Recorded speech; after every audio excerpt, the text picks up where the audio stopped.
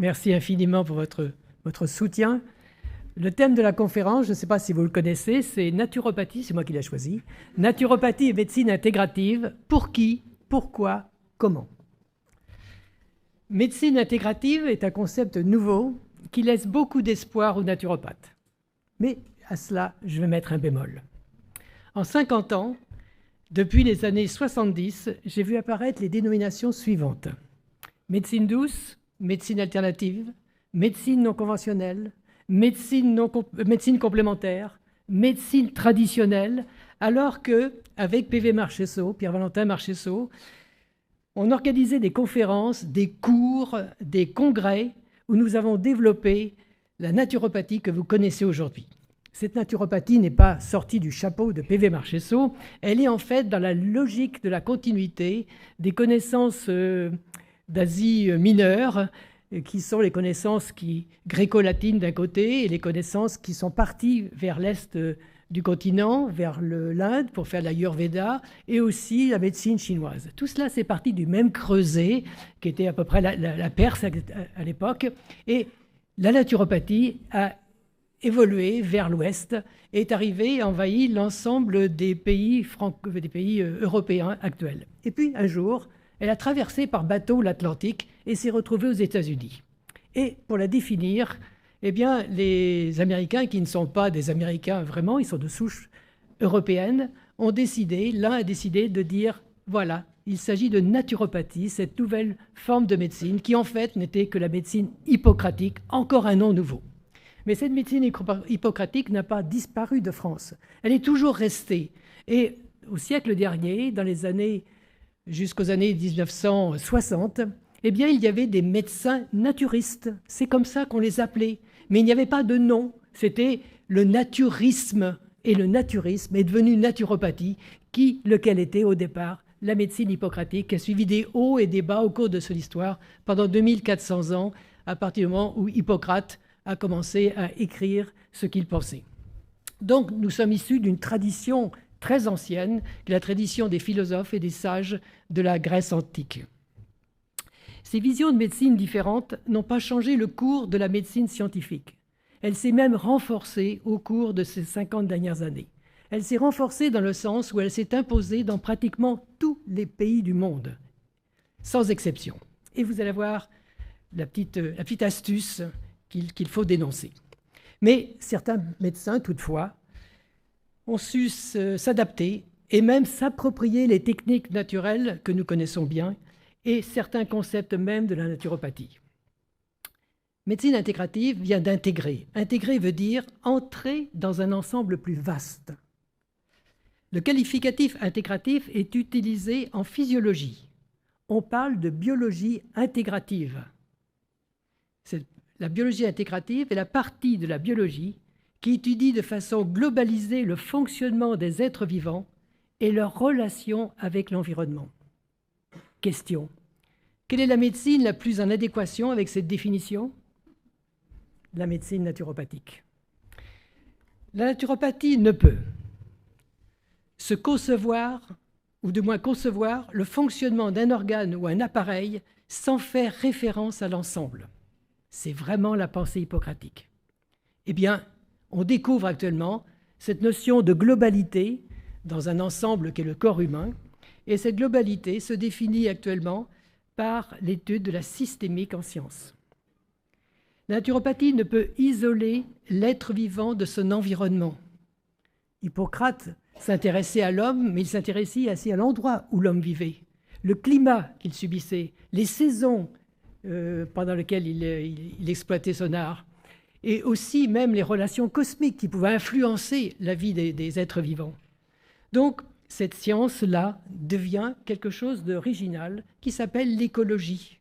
Donc, l'écologie n'est pas nouvelle, ce n'est pas une science nouvelle, mais on est en train de lui donner une valeur dite scientifique. La naturopathie ne peut séparer l'humain du contexte social dans lequel il vit. Sachez que nous, mammifères humains, nous mammifères tout simplement, nous devenons humains que grâce à la société. C'est grâce à notre environnement social, c'est grâce à nos parents, nos géniteurs, c'est grâce à la famille, c'est grâce à l'éducation que nous avons des autres, c'est la relation que nous avons avec la société qui nous rend humains. Sans cette relation, nous serions restés des animaux. Un petit homme qui naît et qui n'a pas de parents, qui n'a pas de relation mentale avec le reste de la communauté, reste un petit animal. Il ne peut pas communiquer. Donc c'est bien la société qui nous donne cette façon d'être et qui nous donne notre statut d'humain. Et le naturopathe ne peut pas l'oublier, le maître. Enfin, le naturopathe ne peut pas dévoyer l'humain de son cheminement spirituel.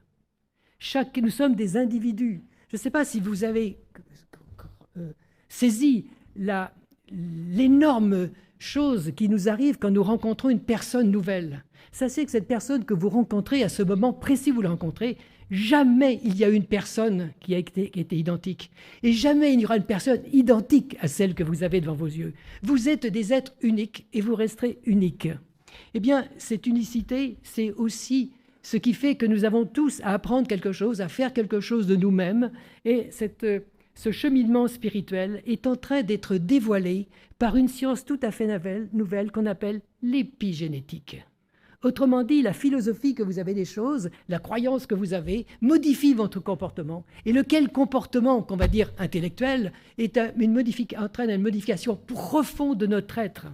Et c'est notre individu qui bénéficie de cela. Nous sommes donc des êtres uniques. Eh bien, ces points que je viens de souligner correspondent à l'ensemble des 5 piliers de la naturopathie. Humorisme, vitalisme, hygiénisme, causalisme et holisme. Et cela, ces piliers sont faits pour entretenir la santé, voire la restaurer quand cette santé nous échappe. La médecine intégrative suggérée aujourd'hui ne concerne pas la santé. C'est une proposition allopathique de complémenter les soins médicaux par des thérapies de confort. Celle-ci s'intéresse au mieux-être du patient en soutien du traitement de sa pathologie. Traitement médical de sa pathologie. Dans tous les cas, la médecine intégrative qui est proposée concerne les maladies chroniques, voire les affections de longue durée. Mais les maladies chroniques sont des affections de longue durée, car on ne guérit pas d'une maladie chronique, on vit avec sa maladie chronique jusqu'au moment où on arrive à la fin de sa vie. Eh bien, sachez que les cancers, les Parkinson, les scléroses en plaques, les polyarthrites, les insuffisances fonctionnelles multiples, etc., affectent 20 millions de personnes en France. Il y a donc 20 millions de malades chroniques. Ça correspond à peu près à un malade sur 3. Et si on regarde les conséquences sur le plan économique, c'est que 60% du budget de la sécurité sociale, de l'assurance maladie, est consacré à ces maladies chroniques, pour lesquelles on sait qu'il n'y aura jamais de guérison. Autrement dit, nous n'obtiendrons jamais la santé de ces individus.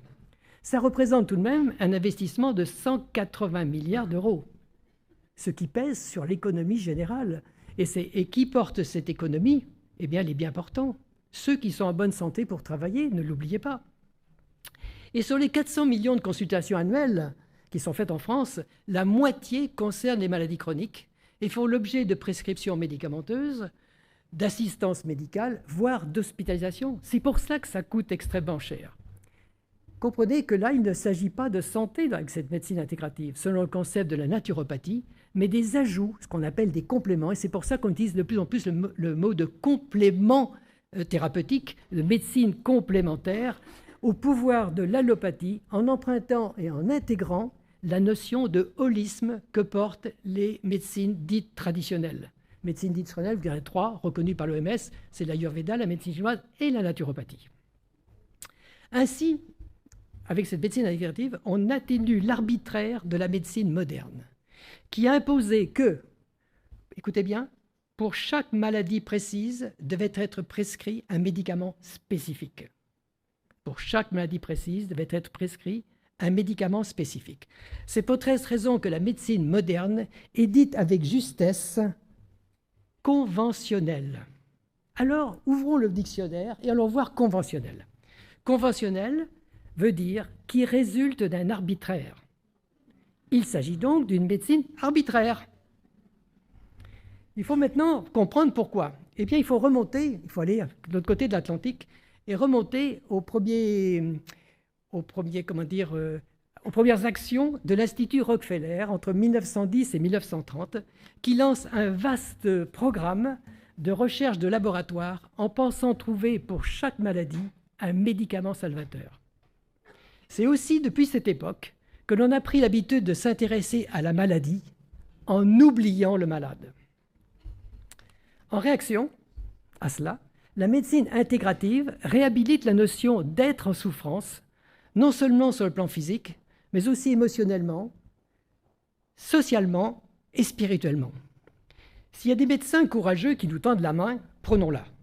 Mais ne soyons pas dupes, et surtout ne nous faisons pas d'illusions sur la reconnaissance de la naturopathie. J'ai suivi l'été dernier un sommet international organisé par l'OMS dont l'objectif est l'intégration des médecines complémentaires dans les systèmes de santé publique. J'ai suivi tout cela. En plus, c'est bien parce que c'est en anglais et c'est aussi en français. Alors ça m'a avantagé beaucoup, car je suis d'une génération où on a très mal appris l'anglais à l'école.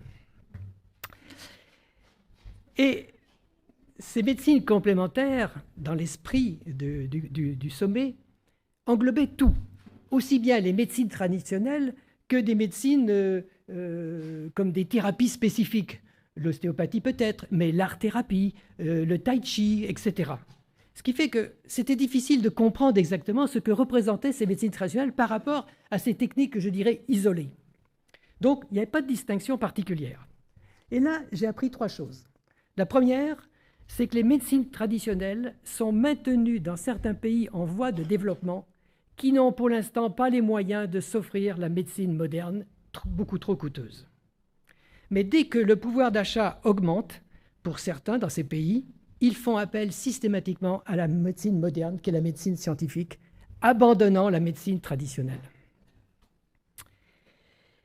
Vous noterez aussi que les médicaments génériques sont désormais fabriqués dans les pays à faible pouvoir revenu, dans les pays, on va dire, pauvres, entre guillemets. Ce n'est pas péjoratif dans ma bouche, hein, pauvres, où les coûts de production sont les plus bas et il n'y a pas d'investissement dans la recherche. Eh bien, ce sont ces médicaments que j'appelle low cost que pourront désormais s'offrir les locaux. Autrement dit, maintenant, ces gens qui avaient comme tradition la médecine passis, la médecine des grands-parents, la médecine de grand-mère, comme on pouvait dire, mais ce n'est pas péjoratif dans ma bouche, cette tradition qui fait que quand on n'avait pas de médicaments, il fallait faire quelque chose, on savait soigner. Désormais, avec l'accès aux médicaments modernes, on oublie toutes ces traditions.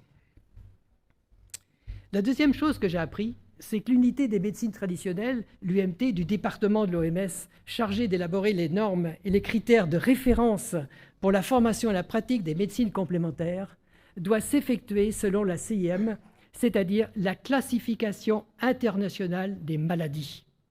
Vous voyez ce que ça entraîne, ça? Il faut que nos méthodes puissent combattre ou s'ajouter aux médecines qui traitent les maladies. La naturopathie, je vous le rappelle, n'est pas faite pour cela. Elle est faite pour faire de la santé. Et le troisième point que j'ai appris aussi, c'est que les médecines traditionnelles doivent prouver scientifiquement leur efficacité thérapeutique et les praticiens doivent faire l'objet de compétences professionnelles bien définies.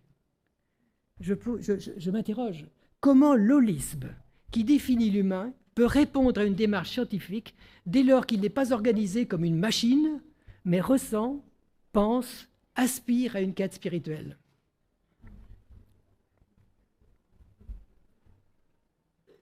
Autant d'aptitudes que la science ne peut pas définir. Donc, méfions-nous, cette recherche scientifique ne correspond pas exactement à la totalité de l'humain. Certes, à son fonctionnement mécanique, à son anatomie, à sa physiologie, on peut le comprendre, mais pour le reste, il n'y a pas d'accessibilité. Bien sûr, je sais qu'on parle de neurosciences, je ne suis pas fou, je sais, mais ça ne débouche sur rien de positif. Sinon que ça nous donne des explications qui nous semblent plus rationnelles par rapport à celles du passé, mais sur le plan de la pratique naturopathique, ça ne nous apporte rien de plus que ce que nous avions dans le passé. La naturopathie s'appuie... Non, je dirais d'abord que la naturopathie est la première des médecines, car elle permet l'entretien et le renforcement de la santé.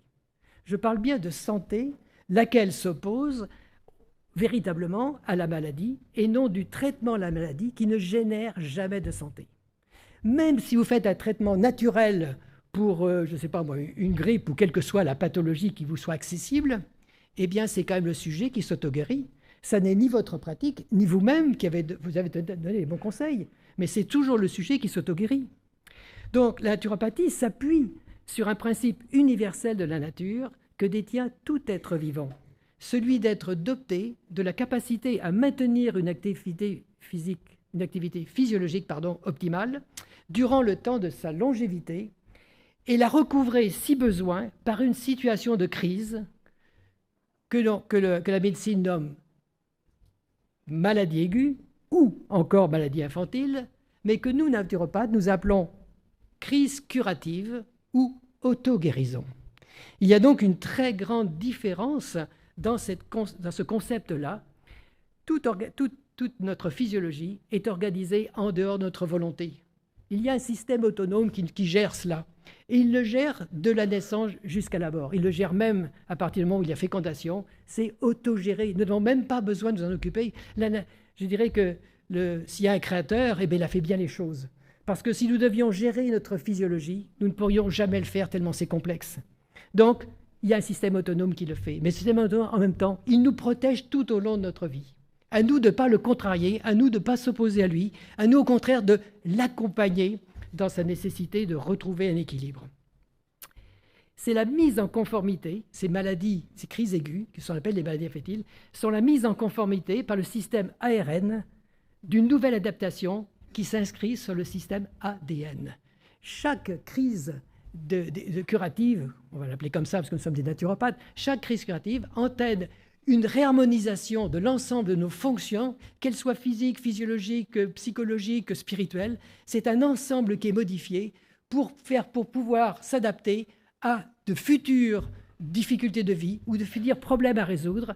Et chaque fois, notre ARN travaille. C'est vraiment notre système d'adaptation. Ça a un nom maintenant. On commence à le connaître et le découvrir. Ça s'appelle l'épigénétique. Selon le concept de la médecine intégrative, telle qu'elle est proposée, la naturopathie, au même titre que la sophrologie, l'ostéopathie ou le tai chi, ne sont que des compléments au traitement allopathique. Ces pratiques ne soignent pas, mais participent au mieux-être du malade.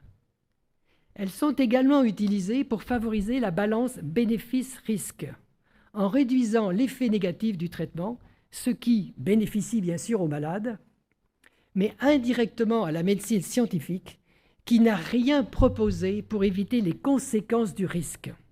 Et quand je dis risque, je devrais dire conséquences néfastes du traitement. Ça a l'air de rien, mais ça représente tout de même 5% des traitements qui entraînent des risques graves pour la santé. Ça représente en France entre 150 000 et 200 000 hospitalisations. Et sur ces 150 000 hospitalisations, on a entre 10 000 et 20 000 décès. Donc, il s'agit bien de décès liés directement à la conséquence du médicament. Mais vous savez bien, quand vous ouvrez une boîte de médicaments, vous avez une petite notice à l'intérieur.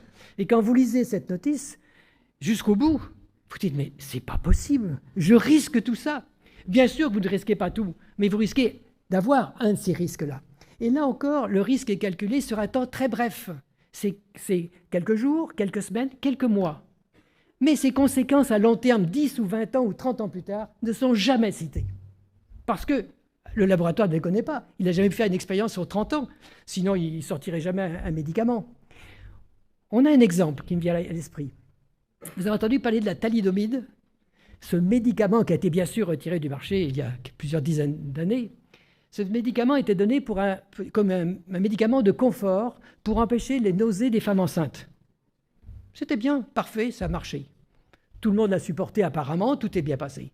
Sauf que quand les enfants ou les fillettes de ces femmes ont voulu avoir des enfants, eh bien les utérus ne s'étaient pas développés et la fécondité est impossible. Donc, ça n'est qu'à la deuxième génération qu'on s'est rendu compte de la dangerosité du médicament qui avait été utilisé. Ça n'est jamais marqué sur les notices. Sauf qu'on fait une chose bien, c'est qu'on le retire du marché. Et je dirais que quelquefois, on recycle la molécule dans une autre formule.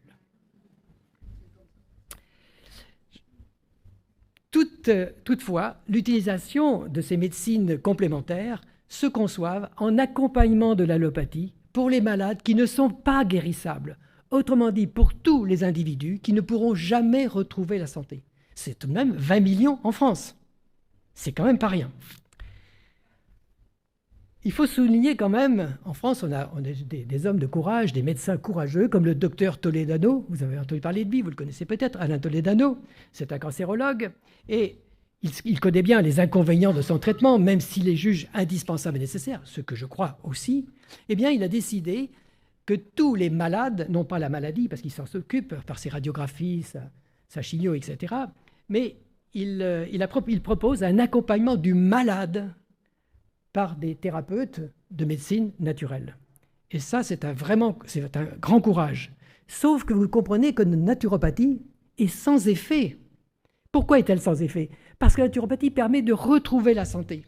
Alors que pour ces gens-là, il n'y a pas possible de retrouver la santé. Ce n'est pas une chimiothérapie qui améliore la situation du sujet. Ce n'est pas une radiographie qui induit des cellules cancéreuses qui améliore la situation. Mais c'est une situation d'urgence. Il faut faire cela, sinon la personne meurt. Et ça lui donne une survie. Et cette opportunité, la naturopathie, n'est pas donc la philosophie, notre philosophie. Et c'est pour cela que dans cette confusion des genres, je me suis permis d'écrire un ouvrage qui s'appelle « Plaidoyer pour la santé ». Et dans cet ouvrage, je dénonce comment la médecine allopathique a pris le pouvoir général, comment son argumentation dite scientifique nous leurre sur la finalité, et aussi comment le mot « santé » est toujours utilisé à la place de « maladie ». Vous avez un exemple typique qui est le ministère de la Santé. Qu'est-ce qu'il gère, le ministère de la Santé? Que de la maladie. Il ne gère que des thérapeutes qui s'occupent des maladies. D'ailleurs, 95% de l'assurance maladie est consacrée au traitement des maladies. Et 5% à quoi? Eh bien, mangez 5 fruits et légumes par jour, faites de l'exercice, respirez, ne soyez pas stressés, reposez-vous. C'est super. Alors ça, on applaudit. Sauf que ça laisse beaucoup de malades sur le terrain. Donc, la santé intégrative, maintenant, je vous rappelle un petit peu d'histoire. Le mot santé intégrative, c'est un nom donné par des allopathes américains dans les années 1990. Et cette santé intégrative consiste à adjoindre à la médecine scientifique des approches complémentaires dans l'objectif de proposer une prise en charge globale et personnalisée du patient. Complémentaire du traitement allopathique. D'accord? Comment peut-on faire de la santé, nous naturopathes, qui nous proposons de la santé, bien sûr en stimulant les fonctions d'auto-guérison de l'organisme, avec des médicaments? C'est inconcevable.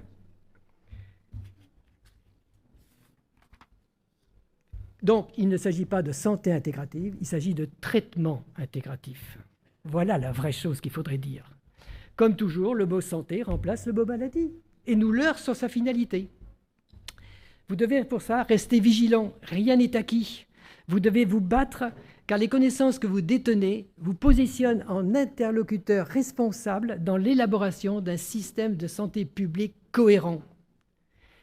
Et puis il y a aussi quelque chose d'important, c'est que l'avenir de l'humanité a aussi besoin de vous, car il n'est plus possible de garder confiance en une médecine scientifique qui induit la iatrogénicité. Vous savez ce que ça veut dire, iatrogénicité?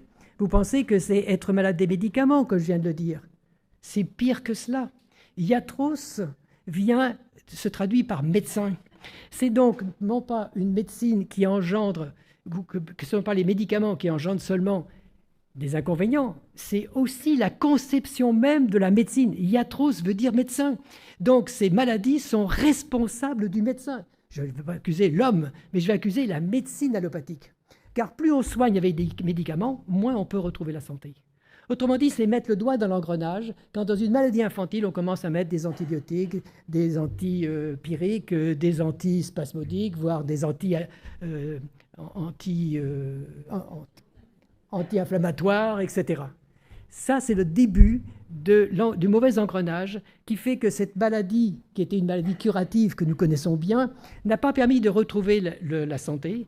Au contraire, le corps s'est intoxiqué de médicaments. Il va refaire une tentative pour se libérer de tout cela, laquelle va être jugulée encore par des médicaments chimiques et qui, un jour, fera que les malades deviendront des malades chroniques. Et il y avait un terme qui était utilisé il y a une vingtaine d'années, on parlait de ALD, affection de longue durée. Et puis je vois que ce terme est en train de disparaître au profit de maladies chroniques. Parce que toutes les maladies chroniques qui ne sont pas soignées finissent en ALD. Donc, ce n'est pas la peine de mettre 2 dénominations. Maladie chronique suffit. Ça veut dire que tout sujet qui a une maladie chronique mourra de sa maladie chronique. Donc, vous devez être aussi ce que j'appelle des naturopathes militants, qui non seulement veulent pratiquer leur art, mais luttent aussi pour faire valoir l'idée que seule la santé est protectrice des maladies. L'adhésion à une association ou à un syndicat n'est pas suffisant. C'est nécessaire, mais ce n'est pas suffisant. Militer, c'est aussi constituer un argumentaire en faveur de l'idée que l'on soutient et démontrer son impact sur l'individu et la société. Ce sont des idées que vous devez défendre. Vous ne pouvez pas attendre du syndicat ou de l'association qu'elle fait partie qui gère, qui règle tout, ou qui vous défendent. Non, vous devez être dans la rue. Vous devez être partout dans les associations. Vous devez être auprès de vos amis. Il faut en parler. Sinon, vous ne pourrez pas jamais, à mon sens, être reconnu. C'est également répondre avec fermeté et objectivité aux injonctions de l'OMS sur la définition même de la santé. Vous la connaissez, je vous la rappelle. La santé est un état complet de bien-être physique, mental, social et ne consiste pas seulement en l'absence de maladie ou d'infirmité. Dois-je rappeler qu'après un siècle de traitement allopathique, dont le coût est pris en charge par la collectivité, il y a 20 millions de malades en France qui mourront de leur maladie. Et les 48 millions qui restent, si on est bien 68, les 48 millions qui restent, eh bien, beaucoup souffrent d'un mal physique, d'un mal mental ou d'un mal social. Peut-on dire que notre société est en bonne santé? Faux, complètement. Nous sommes des personnes errant dans la maladie et la santé est un objectif. On ne sait pas comment l'atteindre. Lorsque j'évoque le de santé publique cohérent, je pourrais le qualifier aussi d'intégratif, car je positionne la naturopathie prioritairement. Pourquoi la naturopathie doit être prioritaire dans le système de santé publique? Parce que c'est la seule qui a une véritable hygiène de vie qui est préventive de la maladie, parce qu'elle entretient la santé. Deuxièmement, c'est une méthode d'accompagnement dans les crises créatives qui permet de retrouver la santé quand l'individu l'a perdue. Troisièmement, de pouvoir mettre en œuvre un programme individualisé pour renforcer la santé. Dans vos cours de naturopathie, vous avez appris qu'il y avait une cure de régénération, je pense. Eh bien, sachez que cette cure de régénération, c'est moi qui l'ai mis en place. J'ai mis en place parce qu'avec PV Marchesson, on avait 3 cures: désintoxication, revitalisation, stabilisation, vous savez. Et puis, j'ai ajouté une cure de régénération. Pourquoi? Parce que je me rendais compte que les sujets qui avaient retrouvé la santé me disaient à un moment donné, vous savez, je me sens mieux à 40 ans que je n'étais à 20 ans. Et physiquement, ces gens changeaient. Ils changeaient physiquement. Leur mental était différent. Leur ouverture d'esprit était nouvelle. Donc, je voyais bien qu'il y avait un changement profond de ces individus. Et c'est pour ça que j'ai dû mettre en place cette cure de régénération. Malheureusement, il n'y a pas beaucoup de thérapeutes qui savent le faire, parce que ça n'est pas appris dans les écoles de naturopathie, hormis celles que vous connaissez. L'objectif dans un système de santé publique est d'avoir un maximum d'individus en bonne santé et de réduire considérablement les maladies chroniques avec les conséquences économiques, sociales ou humaines que vous connaissez. Maintenant, il faut bien comprendre que pour tous les sujets qui n'ont plus la faculté d'auto-guérison, qui ne pourront donc jamais guérir de la maladie, une aide naturopathique peut être nécessaire. Et puis, si toutefois elle n'était pas nécessaire, eh bien, il faut rester à la médecine qui permet la survie de l'individu, qui est la médecine allopathique. Dans l'accompagnement des maladies chroniques, nous avons aussi un rôle à jouer. Mais ce rôle, il n'est pas dans l'esprit de la naturopathie, il a un esprit d'apporter, avec des moyens naturels, des pratiques naturelles, des techniques naturelles, d'apporter un confort au malade et lui assurer une relative qualité de vie. C'est là où nous pouvons agir. Mais nous sommes uniquement dans cette situation complément de la médecine allopathique qui, elle, est indispensable. On ne peut pas faire sans, sinon le sujet meurt. C'est ce concept basé sur la santé que nous devons défendre si nous voulons pratiquer avec honnêteté et efficacité notre art, afin d'être reconnus pour ce que nous sommes et pas ce que nous dit d'être. Il n'est pas question donc de médecine supérieure ou inférieure, mais de positionner chaque médecine selon son domaine de compétence et de faire collaborer l'ensemble des professionnels afin que l'humanité jouisse d'une santé idéale selon la définition onusienne. En 50 ans, je constate que la majorité des naturopathes n'a pas compris sa position et n'a pas compris son rôle. Cette majorité travaille professionnellement en soignant les maladies par des moyens ou des techniques naturelles. On vous a assez parlé des biothérapies qui ne faisaient pas systématiquement de la santé. Ce qui n'a jamais fait de la santé et ne remet pas en cause la pensée médicale qui veut que le traitement symptomatique d'une maladie, qui éradique cette maladie, ne fait pas de santé. Donc, quand on fait des biothérapies, on cautionne la pensée allopathique, on cautionne le système allopathique. Et évidemment, si on cautionne le système allopathique, ça veut dire qu'on travaille comme les allopathes le font, et nous ne sommes pas des allopathes, on ne sait pas faire un diagnostic, on n'a jamais appris ça, et on sait que la thérapie n'est pas symptomatique. Donc, on voit bien qu'il y a une distorsion, et cette position-là conforte la médecine allopathique. Vous avez la chance, vous, d'avoir bénéficié dans les écoles de la FENA, parce que ça a changé, vous voyez, les vieux réflexes reviennent, dans les écoles de la FENA, d'enseignement de grande qualité, ouverts aux autres formes de médecine. Vous connaissez aussi désormais vos limites et vos possibilités. Reste à créer les passerelles et les liens entre les différentes médecines. Il ne s'agit pas d'une démarche individuelle, bien qu'elle soit souhaitable et possible, mais d'une décision politique en matière de santé. C'est un combat que vous devez engager à partir d'un concept clair, objectif et j'ose dire intégratif, mais basé sur la santé. La naturopathie sera demain ce que vous en faites aujourd'hui. Je vous remercie.